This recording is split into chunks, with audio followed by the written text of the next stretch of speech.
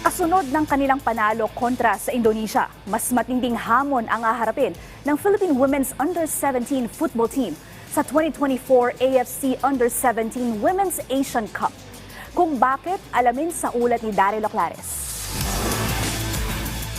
Punteriya ng Philippine Women's Under-17 football team na sundan ng kanilang 6-1 na panalo kontra sa Indonesia sa pagpapatuloy ng kanilang kampanya sa 2024 AFC Under-17 Women's Asian Cup sa darating na Huwebes. Pero butas ng karayom ang pagdadaanan ng Young Filipinas dahil makakasagupa nila ang 2019 silver medalist na North Korea. Sa unang laro pa lamang ng North Korea noong Lunes, agad silang nagpamalas ng pamatay na forma ng kanilang dominahin ang South Korea sa score na 7-0.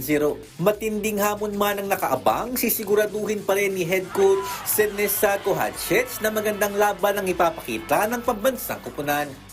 Yeah, listen, we're always going to fight. We're always going to approach a game in that manner.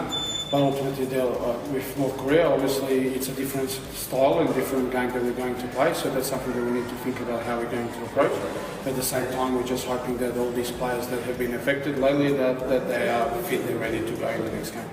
Binigyang diin din ni Kohatchich na naging malaking tulong ang tagumpay ng Pilipinas sa FIFA Women's World Cup upang manumbalik ang ingay ng women's football sa ating bansa. I mean, it's going, yeah. It's with the success of women in the World Cup, and winning in the World Cup, the interest in Philippines in women's game is big. And to be honest, with the support of our team manager Jeffrey Cheng, and we actually get all the resources to prepare these players.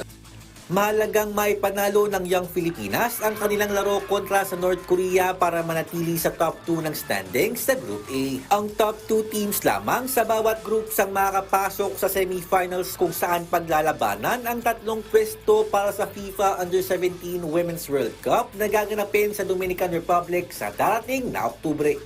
Daryl Oclares para sa Pambansang TV sa Bagong Pilipinas.